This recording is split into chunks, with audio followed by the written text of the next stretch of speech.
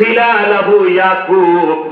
ইউসুফ আলাইহিস সালাম দেখতেছেন ওই 7টা তালার মধ্যে, 7টা দরজার মধ্যে তার বাবা ইয়াকুব আলাইহিস সালাম তাকে মুখের মধ্যে আঙ্গুলি দিয়া কামড়ায় ধরে বলতেছে, বাবা ইউসুফ তুমি কিন্তু এটা করতে পারো না, তুমি আল্লাহর নবী। তার বাবা ইয়াকুব আলাইহিস সালামকে সেখানে দেখলেন। আমার প্রশ্ন হলো, কোথায় কেনান আর কোথায় মিশর? যারা মনে করছেন যে আল্লাহর ওলিদের কারামত বলে বলে মানুষের ঈমান নষ্ট করছি, খেয়াল করেন কোথায় মিশর আর কোথায় কেনান। কেনান ইউসুফ আলাইহিস সালামের বাবা আছেন ইয়াকুব আলাইহিস সালাম, তিনার তদানীন্তন সময়ে দুটি চোখ অন্ধ হয়ে গেছিল। 7টা তালার মধ্যে, 7টা দরজার মধ্যে জুলাইখা তাকে আটকায় রাখলো কয়েক হাজার মাইল দূরে। এরপরে 7টা দরজার মধ্যে ইউসুফ আলাইহিস সালাম নজর করে দেখলেন 7টা দরজার মধ্যে তার বাবা ইয়াকুব আলাইহিস সালাম তাকে বাধা দিচ্ছে, বাবা তুমি কিন্তু নবী, তুমি কাজ করতে পারো না।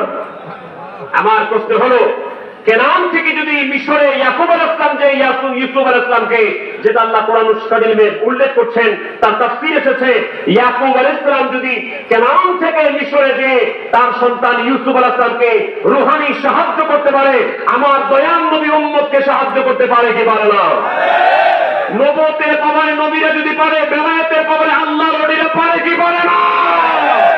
তাদের গ্যারান্টি আল্লাহ তাআলা দিয়েছেন সূরা কোরআন কারীমের পরে সবচেয়ে প্রসিদ্ধ হাদিসের গ্রন্থ সহিহ বুখারী শরীফে 963 পৃষ্ঠায়, মিশকাতুল মাসাবির 197 নম্বর পৃষ্ঠায় আমার আল্লাহ পাক বলেন, কুনতু সামাআহুল্লাযী ইয়াসমাউ বিহা, কুনতু বাসারাহুল্লাযী ইউবসিরু বিহা, কুনতু ইয়াদাহুল্লাতী ইউবতিশু বিহা, কুনতু রিজলাহুল্লাতী ইয়ামশি বিহা।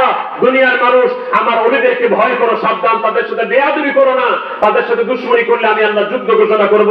আমার ওলিদের আমি হাত হয়ে যাই যে হাত দিয়ে সে ধরে, আমি তার পা হয়ে যাই যে পা দিয়ে সে চলে, আমি তার চোখ হয়ে যাই যে তোর চোখ দিয়ে সে দেখে, আমি তার কান হয়ে যাই যে কান দিয়ে সে শোনে।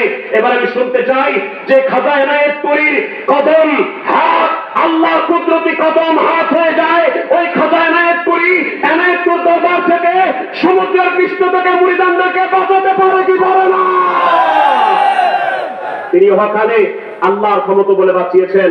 হাসরের ময়দানে আমরা তার কদম ধরে নবীজির শাফাআত পেয়ে আমরা আল্লাহর দয়া চাই।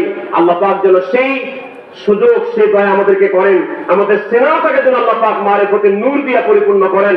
ভিক্ষা চাওয়ার জন্য আমরা কদমে এসেছি, আমরা যেন এক বিন্দু ভিক্ষা পেয়ে আমাদের জীবনকে ধন্য করে, আমাদের জীবনটাকে সুন্দর করে সাজিয়ে এ দরবার থেকে আদরের সঙ্গে যেতে পারি। বেঁচে থাকলে বারবার